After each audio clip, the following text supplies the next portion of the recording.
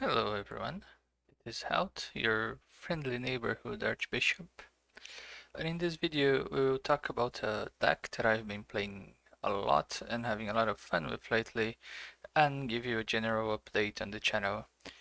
I present to you the There is no party like the Brujah party list. In case you don't know this interface, this is a website called VDB. It's a very easy to use and up-to-date tool in which you can store your decks, you can store your collections, you can add the cards that you have so you know what you can build.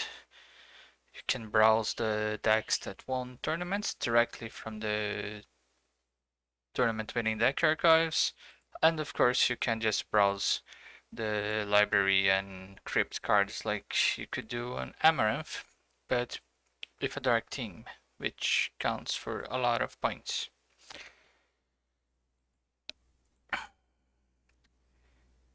It's a really nice tool to keep your collection organized, and we'll have a link in the description with this deck so you can check it out for yourself. If you want to play this deck, you just need to export it and save as file for Lucky, or it will download. You can show one folder, pick the file and put it on your decks folder, and you can load it like you would any other deck in Lucky. So for this particular video, I was not sure if I wanted to bring this deck or another Brujah Antitribu deck that I've been playing with, which uses Undue Influence, but I decided to bring this one due to its thematic strength and because it's a very simple, very on-your-face deck in which you rarely have problems with card rotation, and it's just amazingly fun to play with, which obviously is more important than every other aspect. I really love the World of Darkness and its lore, so while I understand why playing something like Agent of Power, Temporary Stepdogs, or whatever can be fun to some people, it really isn't for me. I absolutely despise that kind of deck that has fuck all to do with VTM. I like playing decks that play to the strengths of the Vampire the Masquerade's tabletop role-playing game, and this deck is so on the nose about one of my favorite clans, the Brujah Antitribu, and about Sabbath culture in general, that it's an absolute joy to play. As some of you that may know what this deck is about, know that it has a tendency to break horribly, which is fine. If there's someone else playing Brujah Antitribu on the table, you are probably going to lose that game unless you can take that person out or convince it to work with you enough until you have a setup to make your political power permanent. Let's take a look at this card. Unexpected Coalition. Action modifier and reaction that requires Brujah Antitribu. Only usable during a referendum, of course. Each ready Brujah Antitribu gets an additional vote this referendum. When tallying results, if any Brujah Antitribu casts any votes or ballots in opposition to these Brujah Antitribu votes or ballots, or if this Brujah abstains, none of the additional votes in this card are counted. So, the Brujah of the Sabbath get together and decide to work as one for once. This gives them power. This makes them stronger and able to get things done that they wouldn't be able to otherwise. Unless another Brujah Antitribu has another idea, in which case they lose out that power and probably the vote. This says a lot about this clan. They're very interesting because they're very flawed in their approach to things.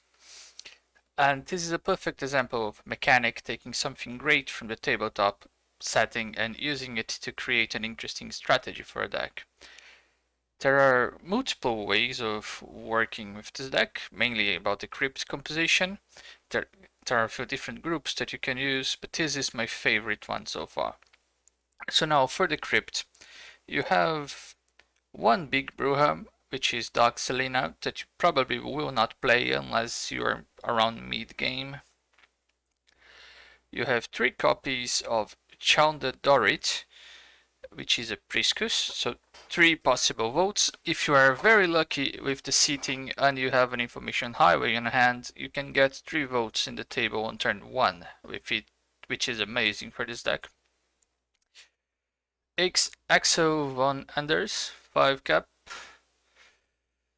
Get to something, 5 cap. Rodrigo Alexandro Fairuza. She can burn a blood or life from minion controlled to your prey as a D action. She gets minus on bleed when bleeding a Methuselah who controls a ready minion. Okay. Patrick, Smash, and Jane.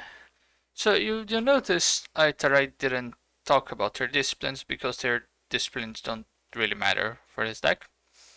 And even some of them that have very peculiar mechanics attached to them, it doesn't matter. What matters is that they're Brujah and they have more than 1 cap.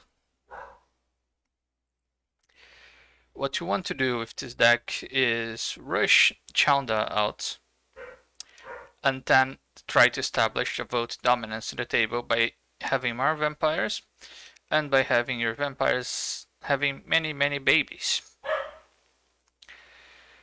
Now let's talk about the masters. You have 1 Archon Investigation to keep your predator on their toes, 2 copies of Creepshow Casino, which is your sole source of stealth for this deck, 2 copies of Dreams of the Sphinx. Sometimes in the very early game you accelerate the crypt, and most of the time you just use this to unbreak your hand. The Hungry Coyote to keep the babies coming.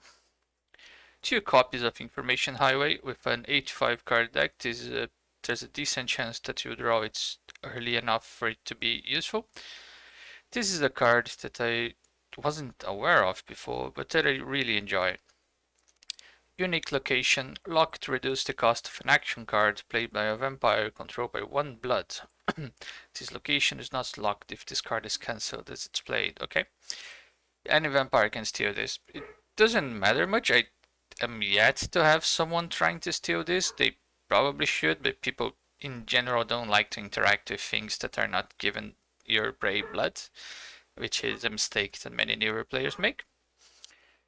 This is great because you can make embraces by paying a single blood, so Jane can make 2 babies before she gets to hand. Of course, you are accelerating only 1 per turn, but it's unlikely that you are making more than 1 embrace per turn because you usually have some other things to deal with. 2 major boons, which it's more of a trick to gain tempo because you will make your cross table ally that is taking this blade from you. It's probably your grand prey. He's going to get wary and you can use it as a negotiation tool. I am not very particularly happy with this card. It's very situational, but it's a nice trick to have on occasion. So if I had to remove something from the deck, it would probably be 1 copy of this. And 1 waste management operation because you need to get your stuff back on the deck. Your stuff in this case mostly being the con boons and the coalitions.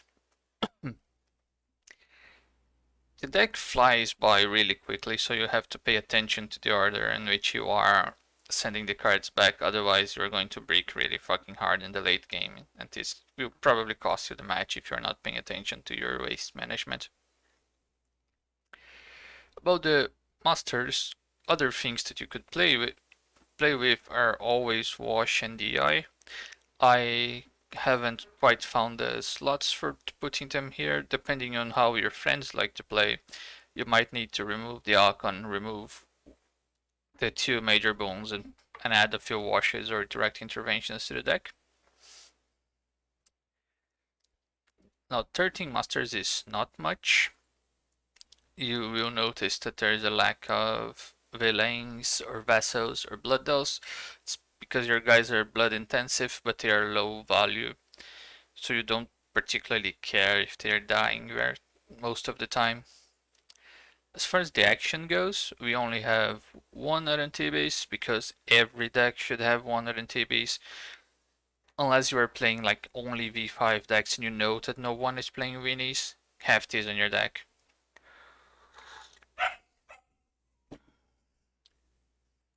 And 10 copies of the Embrace because you need lots of little lads that can rise in a political career really quickly. Now, as far as the bulk of the deck are political actions, we have 10 combos to keep your guys coming back. You can easily make 6 to 10 pull a turn by playing a few of those. You can sometimes play combos for other clans to make sure that your cross-table allies stay in the match. I made a really funny play the other day in which I made a deal with someone, probably Wix, in which his allowed me to pass a combo on the condition that I would call a combo for his clan. So I called it and voted against it, so it failed. Great times. 3 conservative vegetation, which are a great source of early game damage. If you don't like this, you can easily swap them out for kinds or for contested territories, depending on what your friends usually play with. 1, 2, 3, 4, 5, 6, 7, 8 crusades. Maybe you can remove one agitation and put another crusade in. Just make sure you don't. The problem with running the Sela is that she's the Archbishop of Rome, so you can't run the crusade for Rome here. But in this, without, if you're running with the Priscus version, then you can, which is a great card to add. 2 copies of Dogs of War. This is a late game sweeping thing. If your opponent is very low, you have lots of little guys that have very little value on them, so you can throw them at the enemy, especially if you have the plus hunt thing going. And your damage dealing, which are 12 copies of kind resources contested. Everything else in the deck is very simple. You have 6 concealeds and 6 magnums for when they block your actions. You can shoot them, so it becomes very expensive for them decks that are not combat decks to block. If they are combat decks, you're fuck it, so it doesn't really matter. 2 copies of the Uncoiling to get rid of Scourge of the Enochians. And 12 copies of your combo cards that will allow you to get the early votes passed. So the way to play this deck is to rush a vampire as soon as possible and get him a title. If it's Shauna, that's all better, because you need permanent votes in the table, especially if you are in a vote heavy meta. And the Unexpected Coalition, once you have 3 to 4 vampires out, it can accelerate the game a lot in your favor. And that is it. This is the deck. It's very simple 85 library, so there is a very good chance that a Crusade is on your opening hand. But it's a better chance if you add 2 more. Just you can tweak the ratios a little bit to suit your group. You probably should. There is very little use in just net decking something. Again, this deck was made by one of my friends named Tieles Yoshitomi here from Brazil. So shout out Tieles, your deck is great. And for the second point in this video, I have a quick explanation of what this channel is meant for.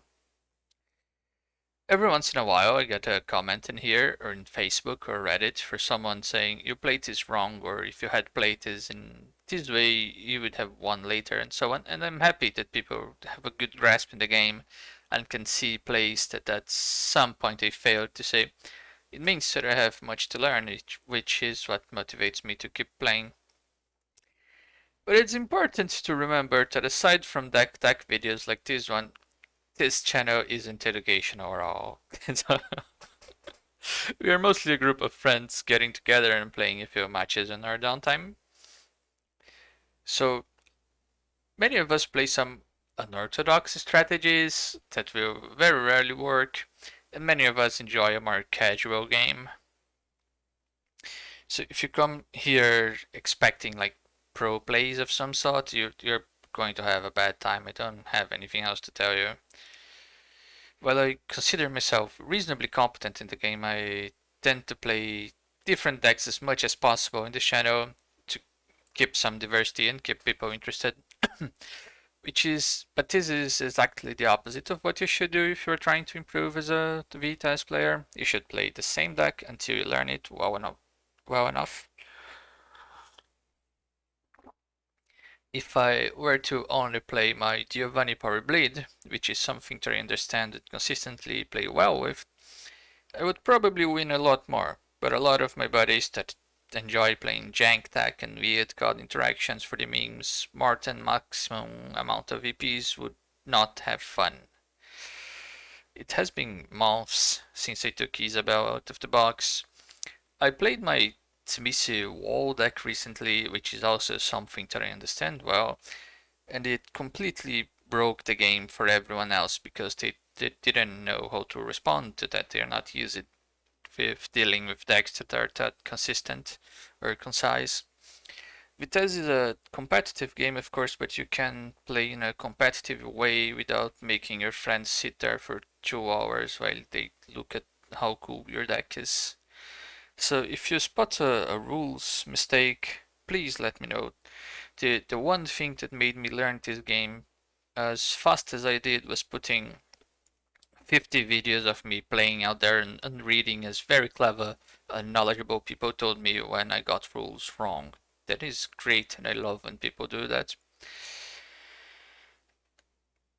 But if you having access to information that I didn't have at the time, tell me that have a million different things in my head, made a bad play, I really don't have anything to tell you, man, aside from hope you don't make the same mistakes I did. And that was it for today. I know it has been a while since I last did one of those deck tech videos, but I'll try to keep them coming like once each month or so. If you all got if you got all the way here and you have a suggestion for a deck list that you want me to talk about, let me know in the comments and I'll see what I can do. I'll leave the link for this deck in the description if anyone wants to play with this. And I will also leave a link for our official Discord server, which is where all the cool kids are hanging out these days. So if you want to play with me or with the gang, hop in there and we will get you started. The official server is great because we have some very smart people explaining the game for everyone else. We have channels for deck building in which we discuss many different decks and many different cards and iterations. We have a channel for newbies to ask questions about the game, and different channels for different groups of people that speak different languages. And we have some great tournaments happening. So come hang out with us, come play. And that is it for today. Wherever you are in the world, thanks for watching, and I hope you have a nice time. Bye bye.